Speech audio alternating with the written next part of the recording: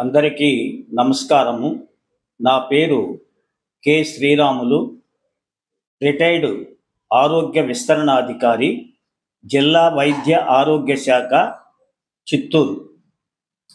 జీవితంలో మంచి చెడు ఉంటుంది. దీనిని అధిగమించటం అంటే కొన్ని విషయాలను ఎప్పుడూ గుర్తుంచుకోవాలి.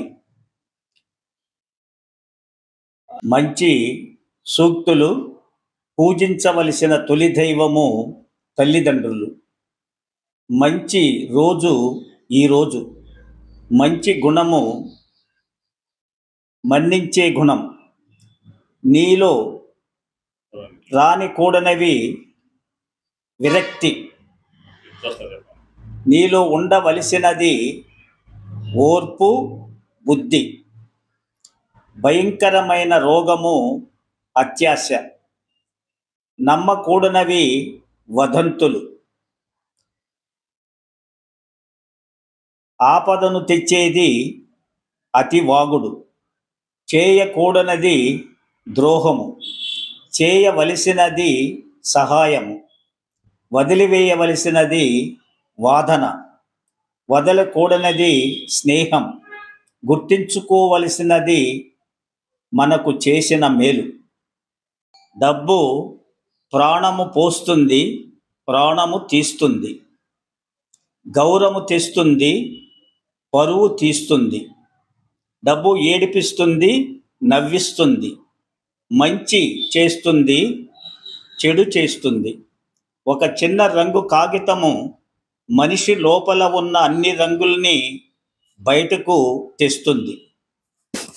తల్లితో ప్రేమగా మాట్లాడు. తండ్రితో గౌరవంగా మాట్లాడు. భార్యతో నిజంగా మాట్లాడు. సోదరులతో సౌహృదయంతో మాట్లాడు. తోబుట్టువులతో అభిమానంతో మాట్లాడు. పిల్లలతో ఉత్సాహంగా మాట్లాడు. స్నేహితులతో సరదాగా మాట్లాడు. అధికారులతో హోందాగా మాట్లాడు. వ్యాపారులతో ఖచ్చితంగా మాట్లాడు. వినియోగదారులతో నిజాయితీగా మాట్లాడు. డబ్బుతో కొనలేనివి అవి ప్రాణం, స్వార్థము లేని ప్రేమ, ఆత్మాభిమానం, నిజాయితీడు గల స్నేహితుడు, బుద్ధి, జ్ఞానం.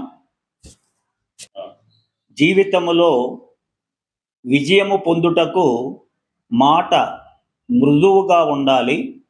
తినడం అవసరం మేరకే తినాలి. వస్త్రాలు చాలినంత నిద్రపోవాలి. చర్య చక్కగా శుభ్రంగా ఉండాలి. పనులు సహనముతో చేయాలి. ఆలోచన సత్యంతో కూడి ఉండాలి. ప్రవర్తన సంస్కారవంతంగా ఉండాలి. సంపాదన నిజాయితీతో కూడి ఉండాలి. పొదుపు క్రమము తప్పకుండా చేయాలి.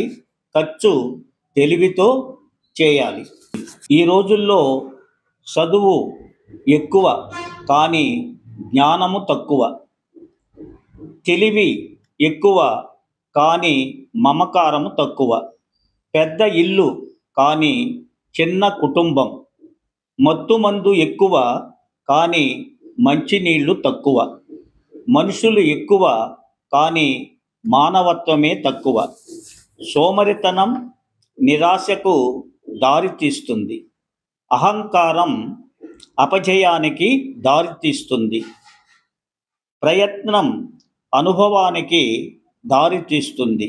కృషి మంచి ఫలితానికి దారితీస్తుంది. పాటలు ఆడి ఆనందించు. పాటలు పాడి పరవశించు.